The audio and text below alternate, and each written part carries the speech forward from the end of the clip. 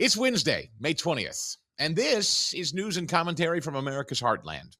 Glad you're with us. You're watching Heartlander News.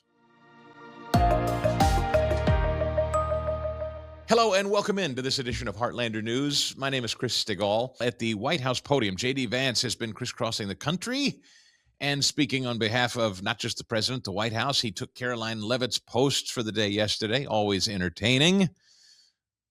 Give me number 121. It's cool to be here. I'm going to give a shout out, of course, to the person I am replacing today, Karoline Leavitt, who hopefully is at home enjoying some time with her beautiful kids. I told Karoline I would stand in for her today for the White House press briefing on the condition that when Usha has our baby in July, that she would be vice president for a couple weeks. So thank you, guys. Pretty good. He continued, and it started to get rough. You and your administration argue to Americans that you're cleaning up corruption, you're preventing fraud, you're fighting the sorts of things that harm people and people's financial situations, when the president seems to be talking up stocks that he owns, selling them and enriching himself. Okay, so here, let me answer your question here. That was a doozy. Before I answer your question, I want to just observe there are different ways to ask a question. Okay, you can just ask a question and try to get your answer, or you could do like a speech where you say, Mr. Vice President, you're a terrible human being, and so is the president, and so is the entire cabinet. And then I'm like, what's your question? And then your question is, how dare you? Come on, man.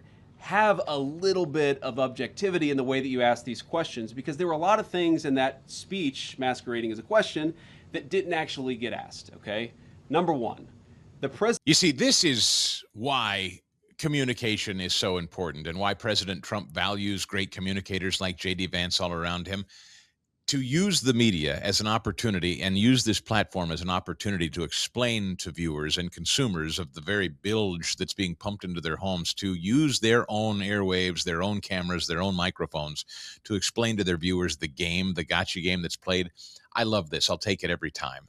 The American electorate is getting smarter and smarter and smarter every time guys like J.D. Vance explain the game. Kaitlan Collins from CNN tried her best with the vice president. I tell you what, none of these people can hang with him, and they all know it. But I'll give them credit. They show up and they try. God love them. You last week denied that the president said he was not taking Americans' financial situations into consideration when he's making decisions on the Iran war. He was asked about that again. He stood by it, called it a perfect statement, and said he would make it again. Do you believe that Americans' financial situations should be taken into consideration when you're making decisions as an administration about the war? See, Kaitlan, what you did is you misrepresented the question that I was asked, and then you misrepresented the answer that I gave. What I said is that a question that was asked where the president allegedly said that he didn't care about Americans' financial situations. He never said that. What he said is that it was totally taken out of context. What he said is that when he is negotiating with the Iranians, he's focused on the national security objectives that he's trying to achieve. Of course, the president has a mandate to be focused on a number of things. And I guarantee you every single day, I have conversations with him about it. Every single day, he's worried about his fellow Americans. He wants them to be prosperous. He wants them to thrive. He wants them to have good jobs. That's why we've done the things and taken the steps that we've taken. That's precisely right. And people like Kaitlan Collins know it. Fair-minded people understand, of course, the President of the United States does not dismiss and not care about the financial struggles of the American public. That's absurd. What President Trump was saying, to J.D. Vance's point, is tough decisions have to get made, and there are things that you can't take into consideration when you're making tough decisions like a nuked Iran. You can't do it. And that's actually what I admire so much about President Trump, as a matter of fact. The easy thing for him to have done was just to keep gas prices low, to help Republicans win a midterm election and not deal with Iran, something that people like Marco Rubio and others analyzed and said, these guys are close to getting a nuke, and they're close enough to getting a nuke and weaponized enough that we're not going to be able to do anything about it. And the globe will be held hostage forever if we don't strike now. That was the president's assessment. And I am certain, I know, in fact, we read that the Joint Chiefs Chair, Raising Cane, amongst others, said to President Trump, look, man, you do this just so you know gas prices are going to go through the roof because they're going to close the strait. And President Trump ultimately took all of that information into an account and said, I get it, but we've got to do it. And frankly, I think that takes brass. And again, back to what the American people see in Donald Trump. Even though it hurts, and believe you me, I know, I fill up my own gas tank. My pickup truck is like 108 gallon or $108 to fill up the 30 gallons it holds, I think right now, which is cheap, by the way, here in the heartland as opposed to maybe out west. I'm mindful of that. But most people that I talk to, as uncomfortable as it is, understand why we're here. Now, do they have patience for it to go on ad infinitum? No. Neither does the president. But everybody understands why we're here. J.D. Vance explaining the Paxton endorsement. He had a busy day yesterday. Can you imagine being him? So he does this little gimmick where they take to the White House podium on behalf of Karoline Leavitt. It's something cute that all members of the administration are taking turns doing.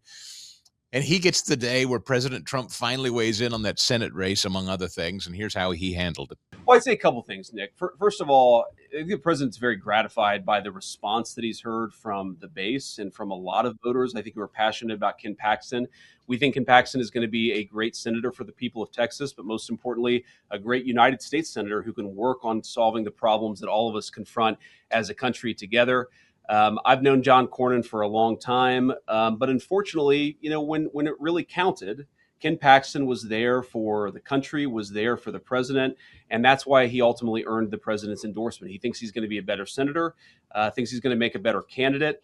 And so I do think it sends a message, but really not just the endorsement, but one of the things the president has done very effectively, going back 10 years in his leadership of the Republican Party and the country as president of the United States, is he said, I want people who fight for the good.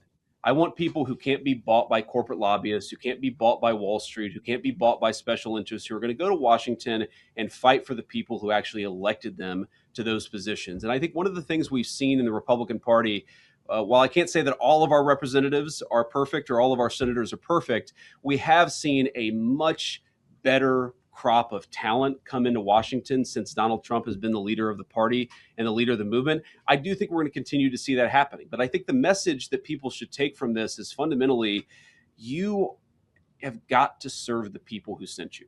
And if you don't do that, you're going to find yourself out of step with voters or out of step with the president of the United States. And that's not a good place to be politically. He's good, and it's hard to argue. And before we close today, to my point, J.D. Vance explaining exactly where we're sitting right now with high gas prices and other things. The media, another gotcha. And J.D. Vance, he's the guy that's supposed to go across the country. He was just here in the Kansas City metro area in America's heartland talking about manufacturing returning, $1 trillion of reinvestment from the Trump administration, driving business from overseas, coming back home. Going to take a minute or two, though. This stuff takes time. And most voters, most sober-minded people understand this is not something that happens on a dime. And so the media is trying to frame this as President Trump and J.D. Vance, they're not adhering to the promises they made to the voters. And so here's a guy who, again, explained well President Trump's endorsement Paxton. Here's how he explains this accusation that he and the president and the administration aren't making good on their promises. Voters go to the polls in 6 states today. You and the president ran on a platform that included no new wars, cutting gas prices, cutting inflation. What do you say to people who are going to the polls today and who feel like those promises are unkept? Well, I'd say a few things. First of all, we've delivered great wins for the American people. We ran on delivering tax cuts to the American people, which we did, the largest tax cuts in American history. We ran on cutting taxes, particularly on people who were working on overtime, working on tips. We cut taxes for those Americans. We ran on the promise of bringing investment back into the United States of America, that rather than factory closures, we were going to have factories opening. And we've seen both construction jobs and manufacturing, but also manufacturing jobs have great rebounds under the Trump administration and under our leadership. We are very aware that because of what's going on in the Middle East, gas prices have gone up and a lot of Americans are struggling because of that. Our view is that it is a temporary increase. We're taking a number of steps to try to push back against it and try to ensure that Americans are paying as little at the pump as possible. But I feel quite confident after we've taken care of business in the Middle East, those prices are going to come down. And there have been a lot of prices, as you know, a lot of prices from rent to housing, where we still got a lot of work to do, but we do see some real progress made across the economy on pricing, but also on people's jobs. And we'll leave it at that. That'll do it for us today.